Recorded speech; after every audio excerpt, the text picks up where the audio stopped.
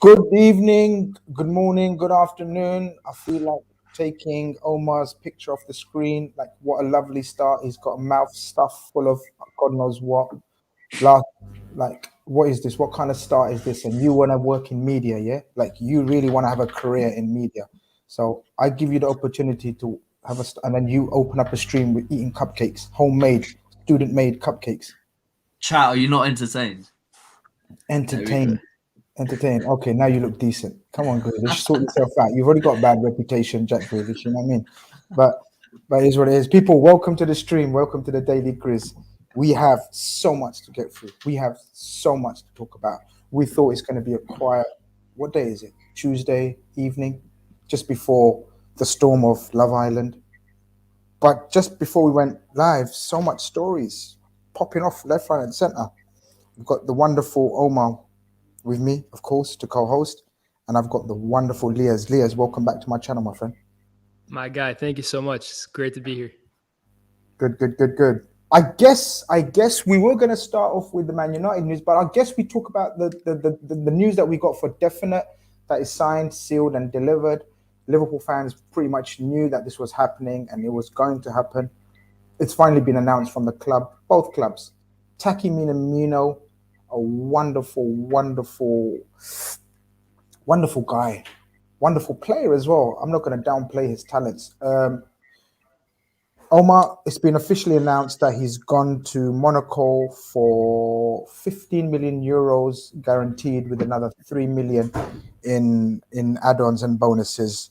I'm very happy for him. I'm very happy that he experienced life as a Liverpool player. I think I'm happy all round about this deal and everything. How are you feeling? Yeah, it's the Moneyball method, isn't it? Like you said, it's the buy him for 7 million, low risk, high reward. Am I freezing up a bit or? No, you're good. No, Okay, you're good. Sorry. Yeah. So look, I think it's been said numerous times, mate. Our FA Cup top scorer, our League Cup top scorer. He's played his part. He's been so clinical last season. It took some time to settle in.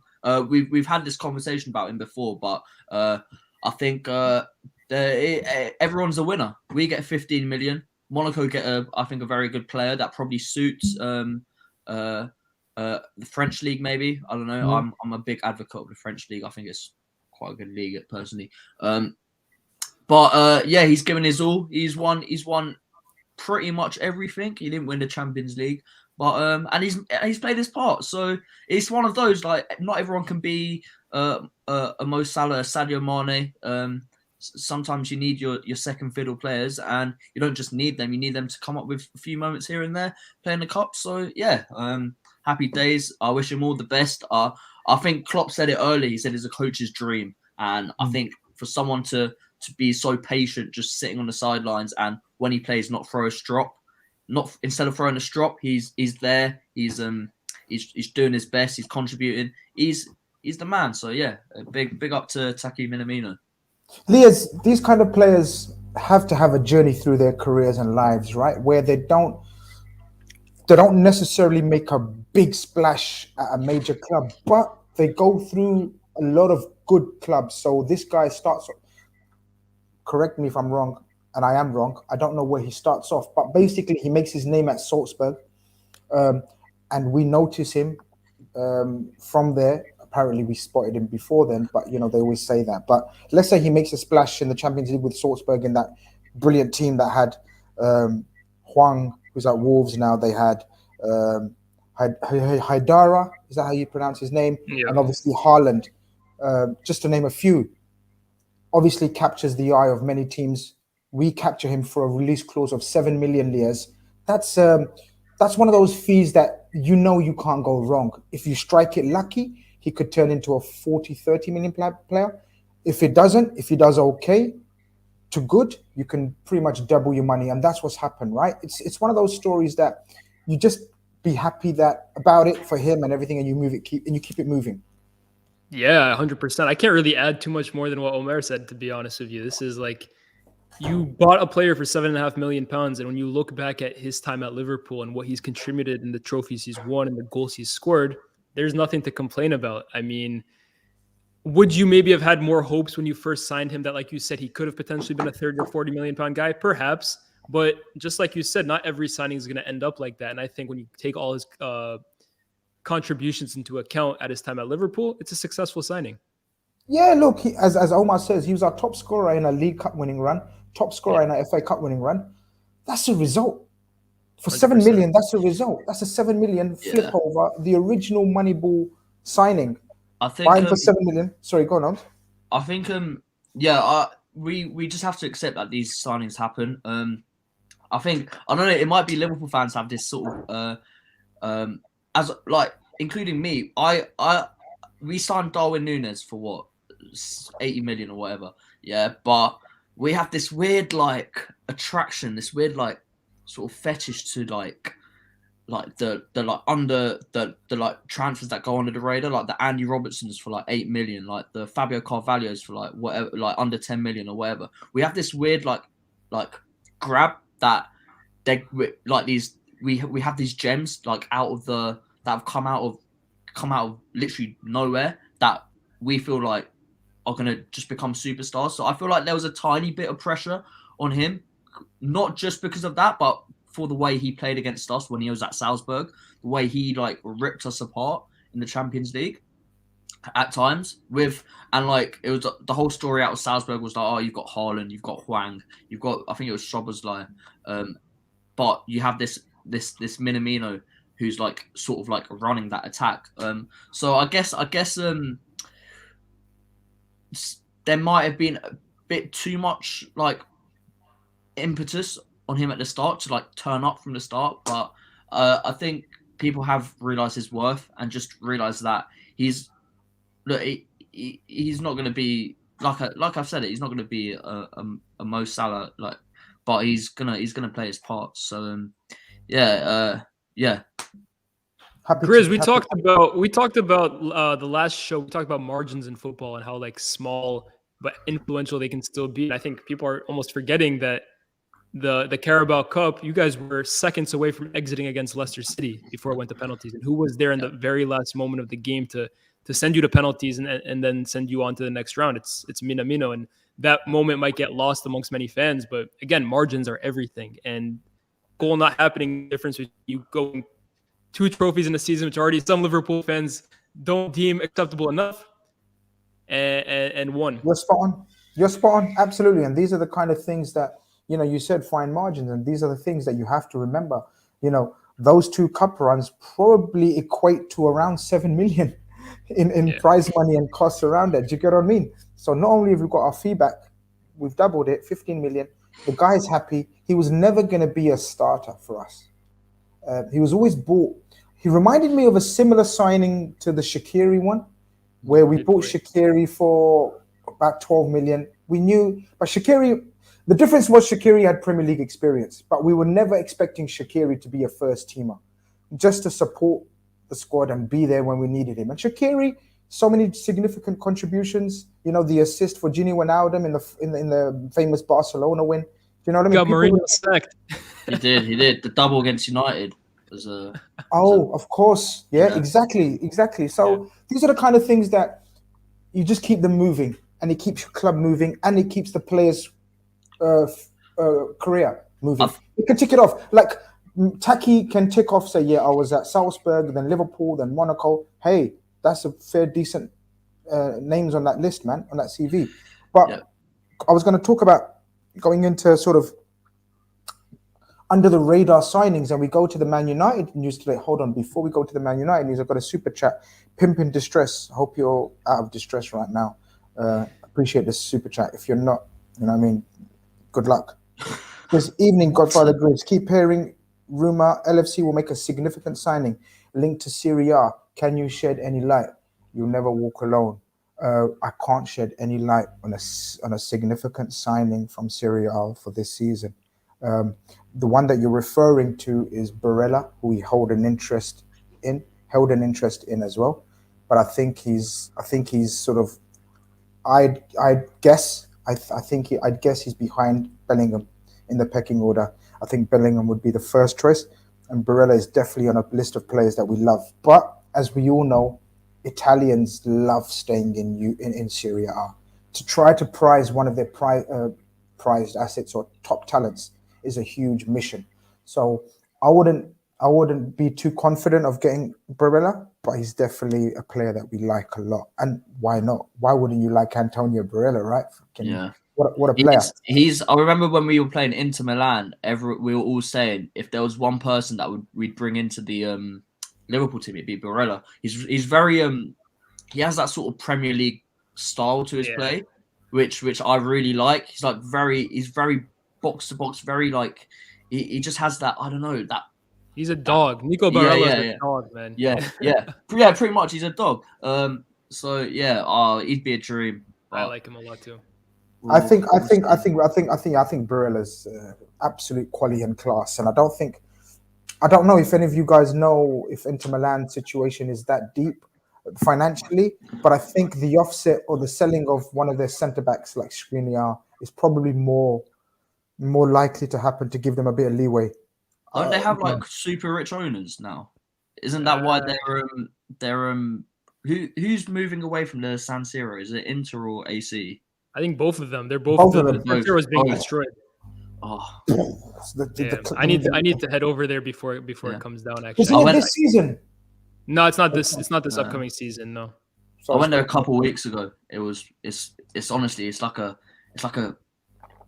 you just see like these historic sites. It's a cathedral. That's it's a cathedral. Yeah, a cathedral. It's amazing, man. There's 250 of you in here. It's mad support. Like the stream if you don't mind, please. That'd be very, very nice of you.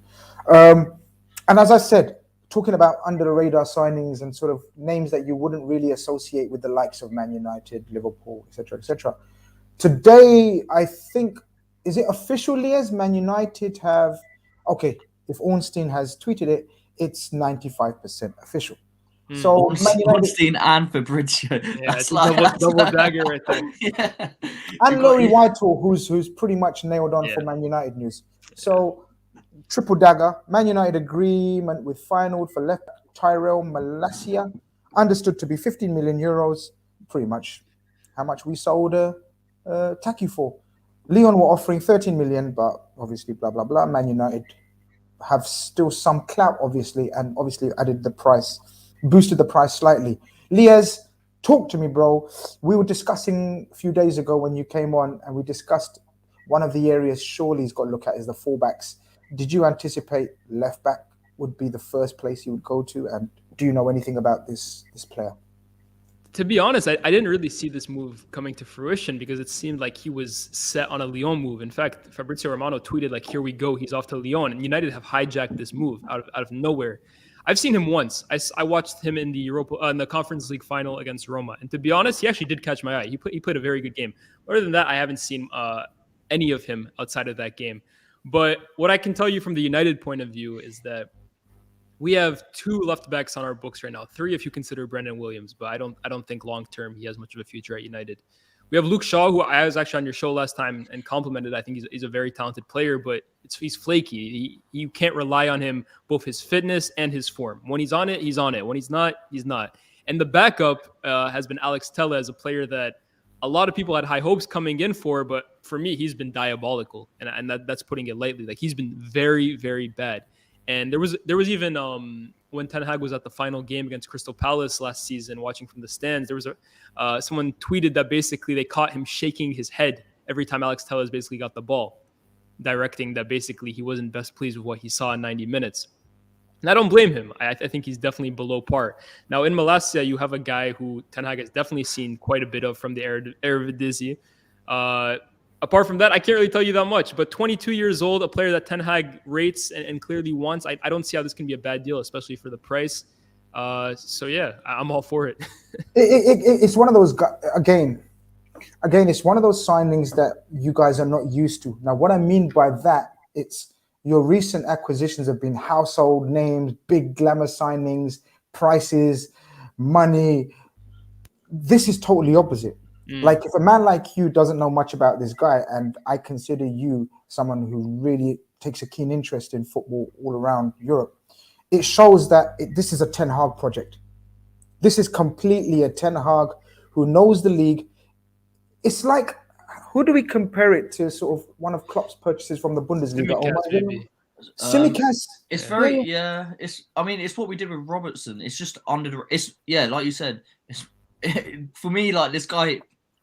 I kind of, if I was a United fan, I'd be liking what Ten Hag's doing here, but just getting. It's sometimes football's now very.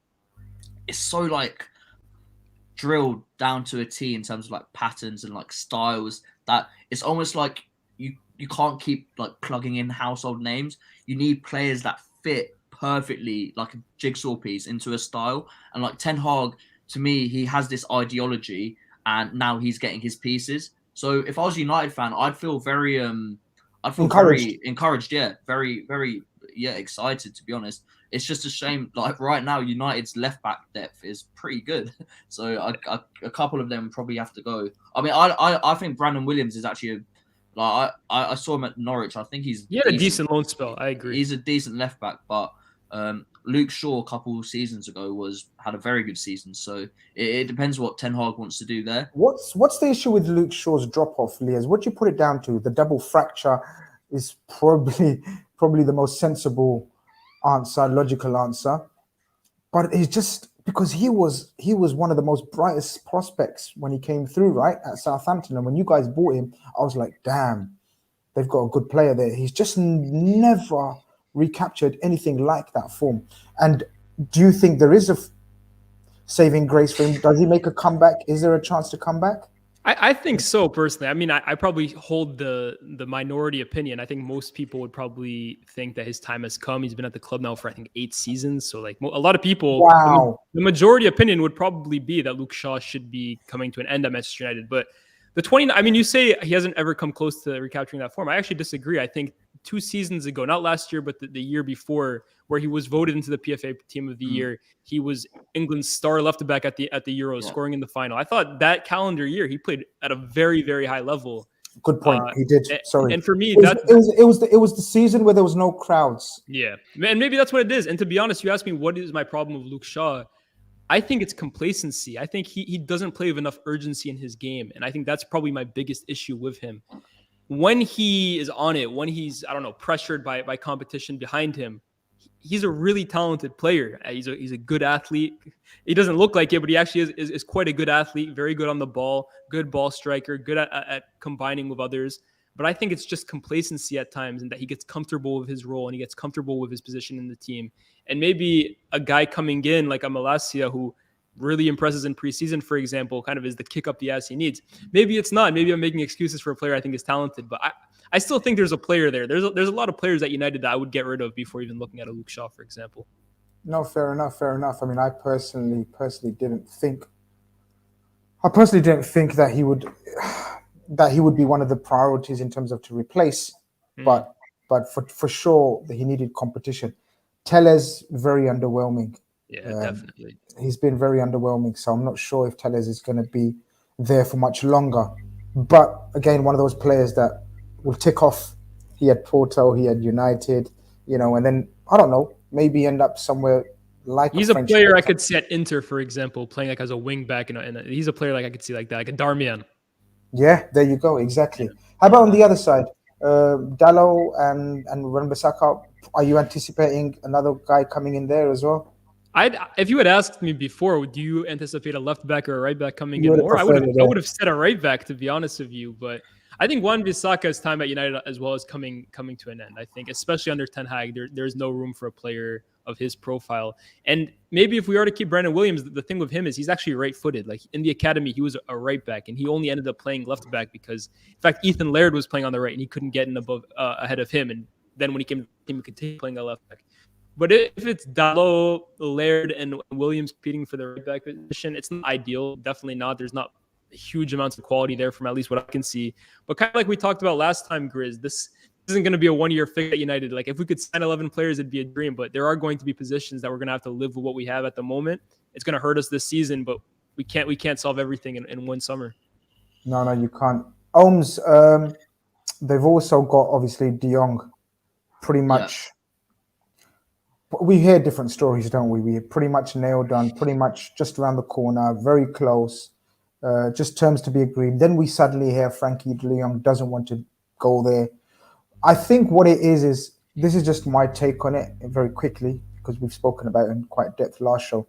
I think Frankie De Jong's obviously wants to stay at his boyhood club, dream club, which is Barcelona. Why wouldn't you? You don't want to leave there after 2 seasons and not being able to enjoy the fruits of your labor in terms of your young childhood growing up wanting to be a star at Barcelona. You're not going to give up on that dream, right? But it seems Barcelona are adamant that he's their most prized asset in terms of can get 80 million for him. What do you do in that situation as a player? And then you got Man United, who not in the best of shapes, but they're the only ones willing to put that kind of money up for you. What do you do? I think for Frankie De Jong, whatever, you've got to sort of bite your bottom lip and just say, right, look, Barcelona is probably my dream club. I've dreamed of playing for Barcelona for however long. But let's be real, 90% of the people that go to Barcelona, it's their dream club. And it doesn't work out for 90% of people. So if I'm Frankie De Jong, if I'm in his head right now, I'm speaking to him and I'm saying, look, you could stay here.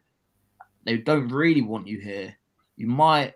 Xavi is I think a very good young up and coming manager. There's a nice project going on at Barca, but how much do they really value you and trust you? Or do you want to go to Erik ten Hag, who probably has got the best football out of you, completely trusts you as a player, and you're pretty much doing the same thing. You're building another project at another, let's be real, another top 3, top 4 club in world football in terms of like the name. So I know like I feel like Barcelona and Man United are in very similar positions. I think obviously United probably have a bit more of a rebuild to do, simply because it's a harder league. We also don't have their academy churning out guys like Gavi on the daily too. Let's add that. That is very true. But I would go. I mean, you're going to a manager that knows how to get their best out of you. It's like Donny van der Beek. If I'm Donny now, I'm staying because this man made me one of the brightest, best attacking talents in world football. So, on United, I think he's a great player. I think the midfield is obviously an area that needs significant improvement. So he'd walk into that team, I think, and play pretty much every game. You're playing in probably the most watched, the most cared about league in world football, realistically. So yeah, if I'm him, you've sometimes just got to bite your lip and move on and say, oh, okay, it didn't work out. It didn't work out for Felipe Coutinho. Look how much he wanted to. While we get onto the Chelsea part of the news, I just want to go through this super chat with H saying, appreciate the support. He says, track record of Italian players in Premier League. It's a risk. Seems not be a lot of options this summer. Makes me think club might look at Ramsey from Villa. Age, potential, and Premier League experience. Thoughts? This is as you can tell with Omar's reaction, he's a massive, huge fan of Jacob Ramsey. I'm a massive fan of him as well. They've got another fella who one of you guys is going to help me with the pronunciation. Yeah, I can't remember. Yeah, not me. It's not going to be me. I know who you're talking about, but it's not going to be me who tries to pronounce it. Are you going to try to help me? Or something like, yeah. I get his name up and then I'll attempt it for the fans. I swear he's off to Dortmund though. I swear I saw some reports that he was. So the story goes that it's advanced with Dortmund but not done. And obviously you can tell Dortmund know when they're here we go. Chukwuemeka? No, he's the winger. I thought we were talking about the It was the midfielder. The DM, yeah. I'm trying to find his name. Here we go. Khanage, Chukwuemeka. Yeah, it is him. I was close. Oh, it is him. It is him. Okay, yeah. Yeah. So look, Italian players, Lies is a bit of a risk. I don't know how many we can think of that are total successes.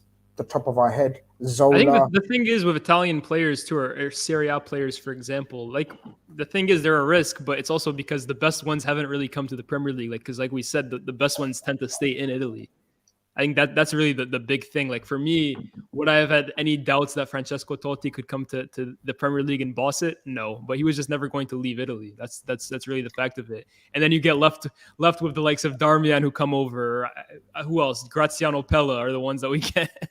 Yeah, exactly. No, you're right. I think also notoriously, the Italian league stylistically has been very different to the Premier League. Yeah. The Premier League, Bundesliga, I think have been very identical in terms of being like all action. For up until I'd say recently, I think now watching Serie A in the last couple of seasons, like teams are playing a lot more similar to how we watch football in the Premier League.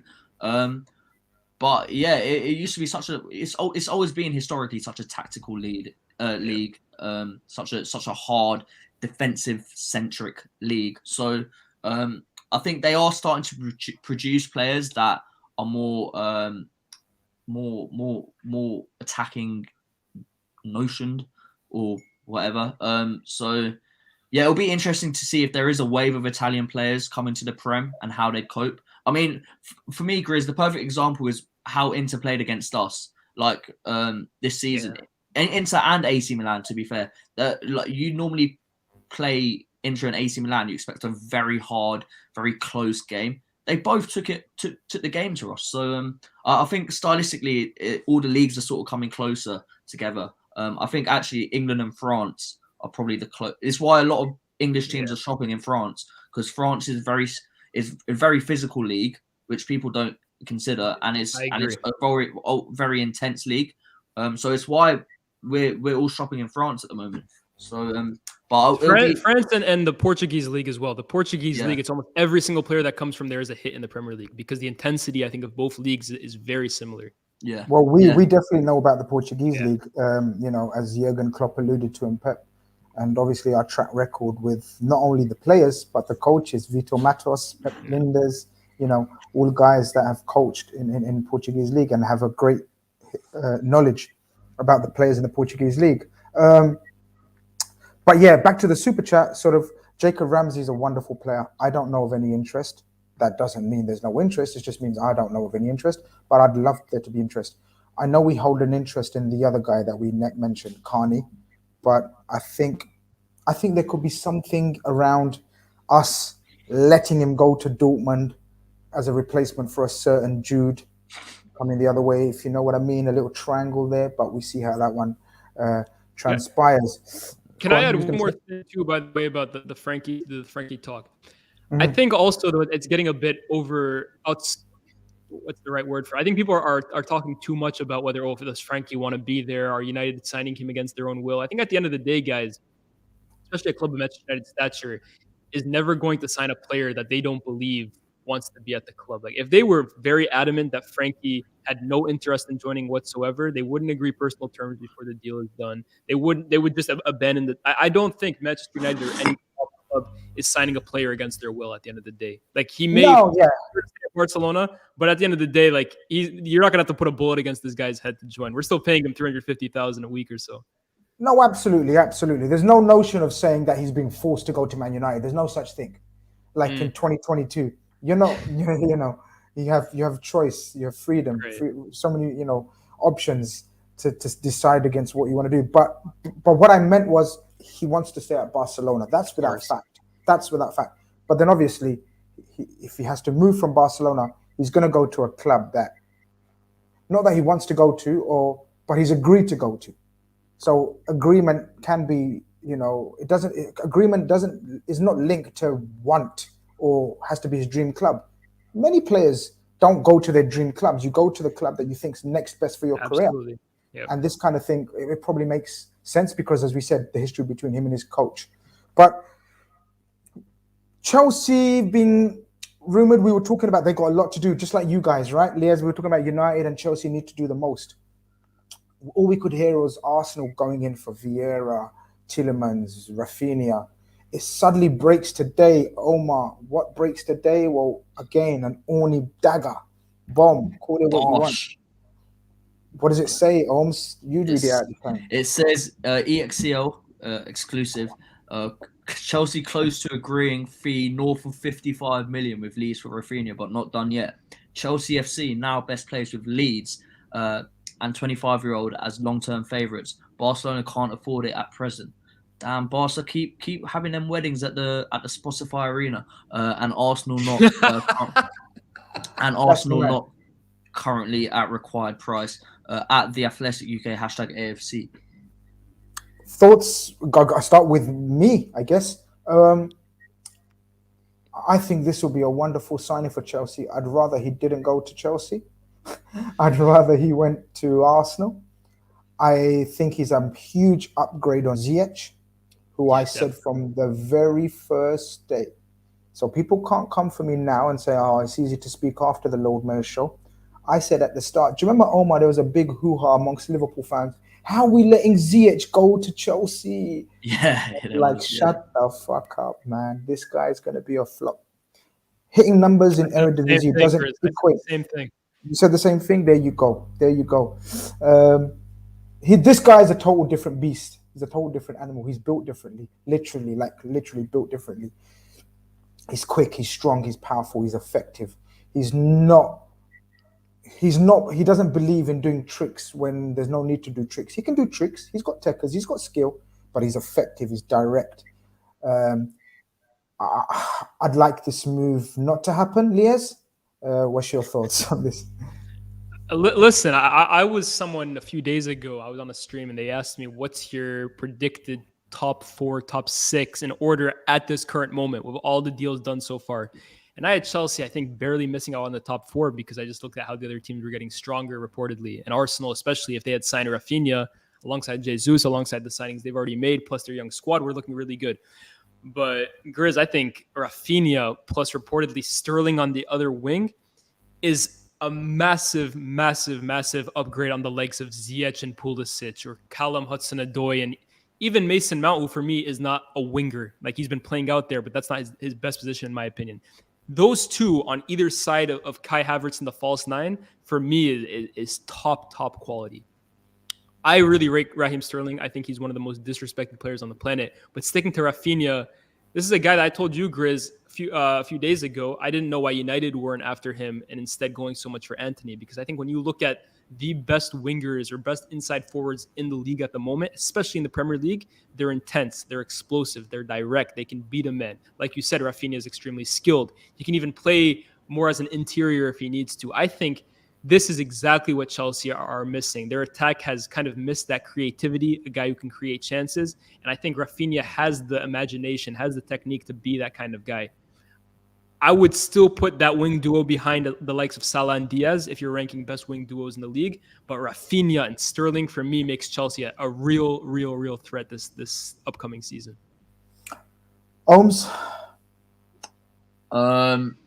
Yeah, to be honest, I completely agree with Liaz. Raheem Sterling, very underrated. I mean, man, he's what, 26, 27, and he's scored already like 110 Premier League goals.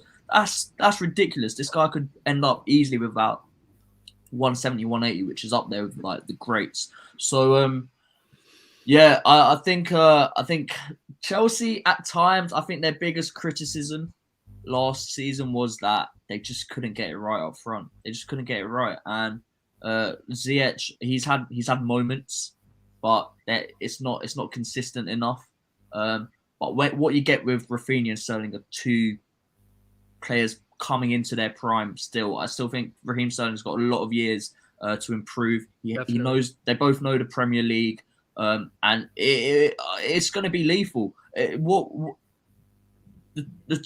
top teams are signing the best players. Like, I can only see the best teams sort of stretching away from like the mid-table teams if this keeps happening. Because like Arsenal getting stronger, Chelsea getting stronger, Liverpool and City keep ticking it over.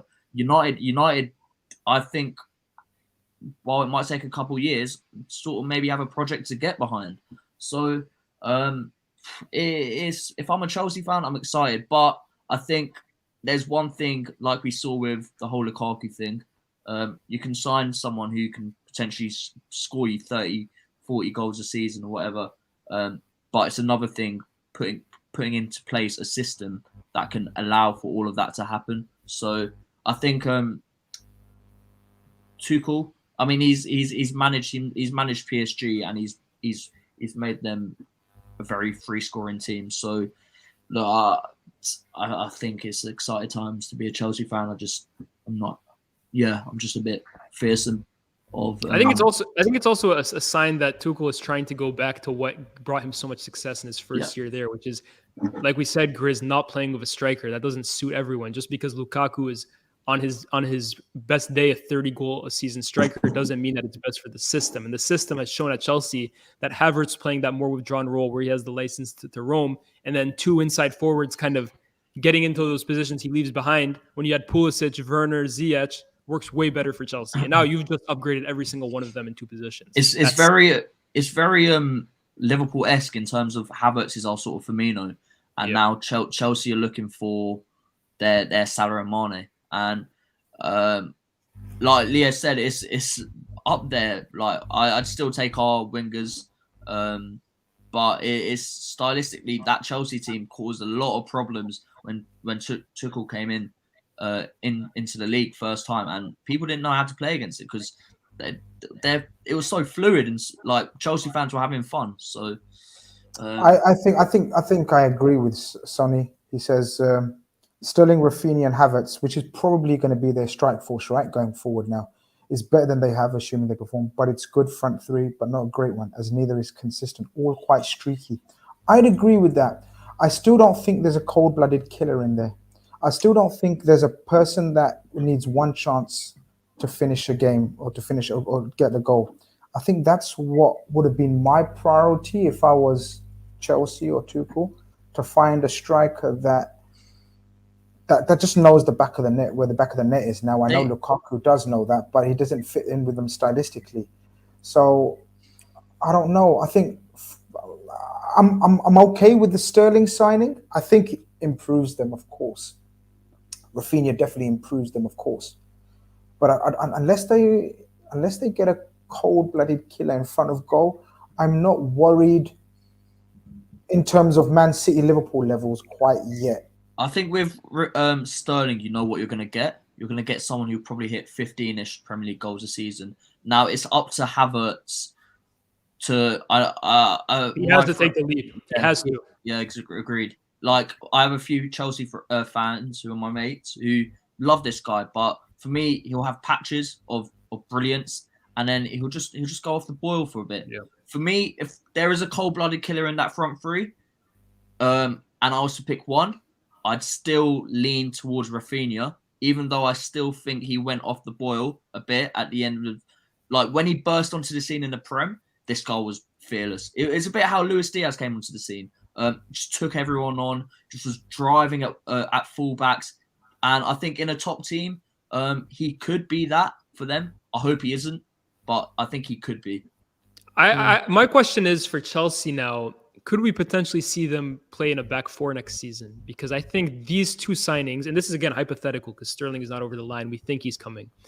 But could this now mean that Mount plays in midfield and you have a three of Jorginho at the base with Mount and then one of Kovacic and Kante to his side? And now with the likes of Rudiger, who was brilliant, but you had to play in a back three. Maybe you see Silva and a De Ligt or Silva and someone else with Reece James and Chilwell in a back four.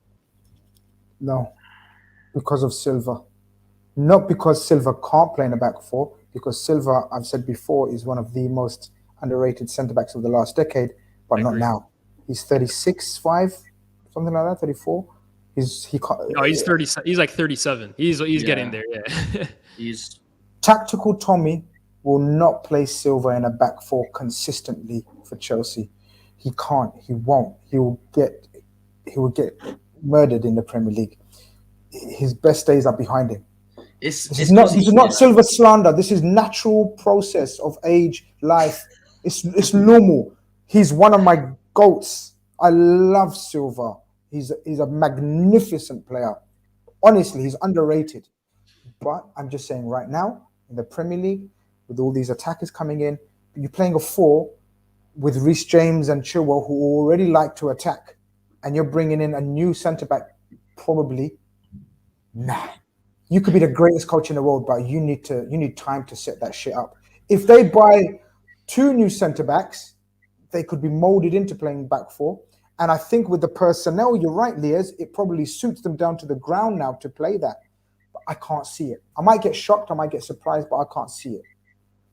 I think that sweeper role suited him perfectly in the middle of the back 3. I think that 38 in September. Chelsea do need a centre back. I mean, they've got the Koundé links, which I don't know how. I saw some links with him. I think they probably will get him. Though, I can't lie, bro. They're talking about Barca now with Koundé. I think De Ligt is the more likely of the two, if you ask me. Look, if they do get, who did Chelsea even have? It's because Rudiger went. Christensen went to Barca, didn't he? Yep. Yeah. So and Azpilicueta's not. I'm seeing Ake as well. I saw the Ake links as well. And a back 3 as a left center back. Yeah. I think if they were to go to a back 4, they would probably need a couple centre backs that was suited to a back 4 system. I think I'll echo Grizz about Thiago Silva, but he is absolutely perfect in the middle of a back 3 because he doesn't have to engage. That was Rudiger's and Azpilicueta's job pretty much. Whoever was playing at RCB. So he was sort of the free man, the guy that was intelligent enough just to sweep up, position himself. And that was perfect for a man of his intelligence in terms of a football sense. He also actually might be an intelligent man. But, in a back 4, I think, for Chelsea, I think if they want to take it to the next level, I would advise them to go to a back 4. I'm not saying a back 3 isn't a winning. I hate this sort of opinion that a back 3 has to be a defensive system. It can be a ridiculously attacking system, but if you're getting Sterling or Rafinha, you need to make that back 3 system work and not do what he has been doing by sort of go back to what he started. It wouldn't make sense. It wouldn't. I don't see it making sense to have Rafinha and Sterling predominantly who like hugging the touchline and then coming in, and then having wing backs. Where are they going to go? Like overlap them? It's. I'm not sure how they're going to set that up, but that's tactical Tommy for you. That's why I call him tactical Tommy, and it winds up Chelsea fans, and I love it. Matata United says, "Has Mr. Khan thanked Takumi Minamino enough?" Yes, I have. You've missed that part. I have thanked Minamino. Thank you very much, Taki. Just to end up then, guys, I think that's pretty much it. Has there been any other breaking news of the day? I don't think so. If there is, people ask away in the chat. Liaz, Sterling, Jesus, definitely gone.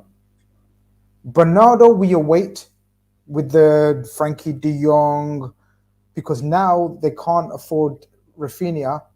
We know they wanted Rafinha or Bernardo Silva. Does that open up the avenue for Frankie de Jong to go to United, Barcelona having the funds to go for Bernardo Silva, who very clearly wants to leave Man City?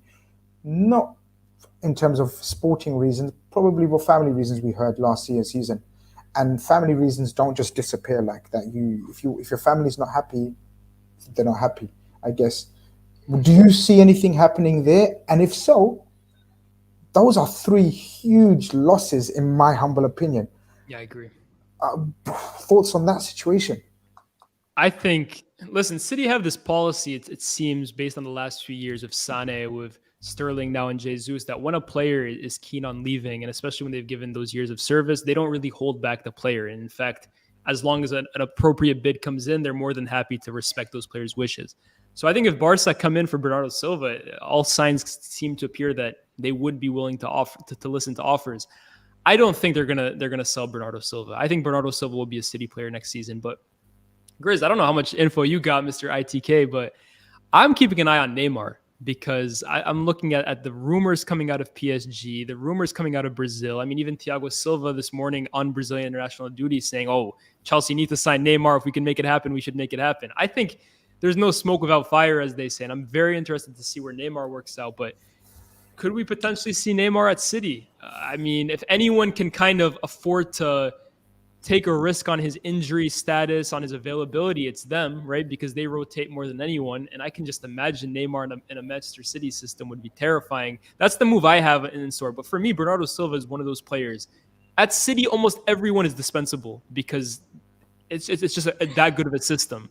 But Bernardo Silva, I think his energy, his work rate, his technical ability, everything about him, he's for me a complete box-to-box midfielder. They can't afford to let him go, in my opinion. Yeah, he's Mr. Free phase play. He's absolutely with Grizz. We had it on the show last week about how important he was. Him and De Bruyne just sort of run that City team. So if he's gone, I'm as a Liverpool fan, I'm chuffed because this guy. I think so. You have to be. They cannot not replace Jesus, Silva, Neymar, and Sterling, right? Neymar, a great shout. I'm a massive Neymar fan. I'll always be a massive Neymar fan. I think this guy is such a special talent, and I think he's one player that could take people be like, oh, he'll just flop over in the Premier League. No, he wouldn't. He's taken all sorts of hits throughout his career, and he can take it on. Yeah, he has a bit of a shoddy injury record, but I think I agree with you, Grizz, that Sterling, Jesus, Fernandinho as well. I know they've got Calvin Phillips, but these are sort of players that have led. But it could be Bernardo, have led their like sort of golden era of Man City. So I think no matter who they bring in, they will bring people in. I mean, they've got Haaland, they've got Julian Alvarez, they've got Calvin Phillips. Guys, can Julian Alvarez play wide, like in a 3, like how Man City is set up? From what I know of him, I think he's a central striker, very much. Can drift right and left. Your thoughts? I think that's what Gabriel Jesus was, though, wasn't he? He was a central striker, and he ended up playing on the right a lot. So I think with Pep, we can't ever underestimate Pep Guardiola. He will always have a plan, but like the experience that is coming out of that Man City squad is a very it's the intangibles of football. Like you have winners. Yeah. As soon as you take out winners from a squad, you need whoever comes in to really, really step up, because how relentless have Man City been? All those players know what it's like to hit 20, 25 wins on a bounce. They've done it, and they've won 4 leagues in the last 5 seasons. So I don't think from a individual and probably like a systematic situation, City fans are worried or should be worried. It's more the personalities that are coming out of City now and the amount of personality they now need to put back in, and that will have to come from certain players stepping up. Even the likes of Phil Foden, right? Phil Foden, wonderful talent, but now he's going to be a main man. He's going to be potentially the Bernardo replacement. So you need, I don't know. Listen, man, I think if they lose Bernardo, they lose Sterling, they lose Jesus, I would put money on Liverpool winning the league this season. I think Bernardo is that, you can't find a replacement for Bernardo Silva in the market. And if there is a replacement, I don't know of him, to be honest with you. And I think the other thing is Gundogan. That's another name we haven't really brought up. We don't even know if he's going to be there next season. Even if he is, he's clearly declined physically from where he was a season or 2 ago. I think Bernardo Silva is someone City have to keep a hold of. Absolutely have to keep a hold of. I agree with you. Foden can drop deep and replicate his role is wishful thinking. I hear what you're saying, but it's wishful thinking. I agree with you. Bernardo Silva would be mental to let go. Zohib says Bernardo is expected to stay, as is Gundogan, according to Tier 1 Man City sources. City looking at Gnabry. Leao won't leave Milan. No. And Felix. Felix before Haaland, maybe, if they were to still continue that false 9 role. I don't think so anymore. Gnabry. I've not seen links with City, but that's a fucking huge shout. That's a like for Sterling, if ever I saw one, and a better finisher. He's lethal. Yeah, he is lethal. He's been playing he's probably had to sacrifice his sort of finishing, except for that sort of 19-20 season where we saw the best of it. It's all been like that. That team's been based around Lewandowski, so you probably get the likes of Coman and Gnabry who sort of want to get their own stats up and want to make their own impact. So I think Gnabry's a funny one too, right? Because he has a year left on his contract, and Bayern have basically made it clear that they're not going to re-sign him. And I've seen him linked with everyone from United to Liverpool at times to Chelsea and even Real Madrid. I look at their right-hand side. I think they could really use a guy like Serge Gnabry on the other end of Vinicius on the other side. But yeah, listen, if he goes to Manchester City, that's fearsome. But that's what I'm saying. Like Jesus and Sterling, you can like it's not easy to replace them, but I trust Pep to find someone to replicate the output. I think a player like Bernardo, good luck, man. Where's that? Jake says Gnabry's coming to Liverpool though, right, Grizz? And he does the eyes emoji. Unfortunately, or fortunately, as the case may be, Gnabry would have been a very, very great option, and one we looked at if we weren't confident of a certain Egyptian king not extending. That's what I'm going to say for now. I know loads of you want to know in the chat what's going on with that, but it's only Tuesday. We have 1,000 likes and Grizz will reveal. We have a whole week. We have a whole week of content to produce and create for you guys. This is the daily show, so we've got to talk about everything and everyone and all clubs, so not just Liverpool specifically. We'll concentrate on that as the days pass. But I guarantee you that I will tell you guys, and I think you've got the gist of it anyway. But we'll focus on that, guys. I think that's pretty much it. We've covered pretty much all the news. Loads happening, no doubt. Loads more breaking. This is going to be a fantastic transfer window. This is exciting. This is getting me excited and pumped. Even Man United are making moves. Surely they make more moves. Otherwise, they're in trouble around that top 4 area, Lears. I genuinely think that. Like Spurs are. Oh, we didn't discuss. Okay, we'll carry this on tomorrow. Yeah, top Spur. Top Spur. Even they're going for Richarlison and Gordon from Everton, and I can see Richarlison happening. You know. Yeah, I can't too. I don't. He looks like he comes across like a Conte player, Lears. Yeah, he's a dog. He's a bastard to play against. He's like Diego Costa reborn. And Conte loves that. Conte loves that shit, man. So I can see that happening. I can see Spurs making more signings, Chelsea making more signings. Arsenal have to respond now to the loss of Rafinha, even though I don't know if that made that much sense. But again, Arsenal got to make more sensible signings, I think. But yeah, man, it's been a great show, guys. Thank you very much, both of you. Thank you very much for people in the chat. Man City still have people keep sleeping on Grealish, man. Watch, this is as a Liverpool fan, I don't want to see it, but we're gonna have to just firm it. Jack Grealish is gonna have a great season. Fair enough. If people don't know the backstory to that, Omar is a Jack Grealish stan now because of his holiday pictures where he's absolutely out of it, like Jack Grealish. And you are. Stop denying it. You are. So the party animal.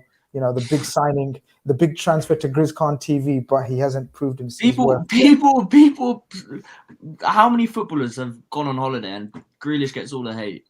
Come on, man. Andy Robertson was literally on holiday with him.